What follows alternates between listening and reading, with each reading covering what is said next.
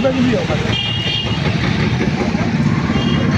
ભીમ નમો બુદ્ધાય. હું રાજુ સોલંકી. આજે હું ગોંડલ મુકામે આવ્યો છું. 12 તારીખે જે દલિત સંમેલન થવાનું છે એ જગ્યાની મુલાકાત લેવા આવ્યો છું. તો આ દીકરો સંજુ સોલંકી જે છે એ રાજુ સોલંકીનો દીકરો નથી. સમગ્ર અનુજાતિ સમાજના લોકોની આબરૂનો સવાલ છે. ત્યારે આ અનુજાતિ સમાજના દીકરાનું અપહરણ કરી અને જયરાજસિંહનો દીકરો નંગન હાલતમાં મારે છે. ત્યારે સમગ્ર અનુજાતિ સમાજના લોકોને મારી અપીલ છે કે 12 તારીખે આપણે મોટી સંખ્યામાં ગોંડલ પધારીએ.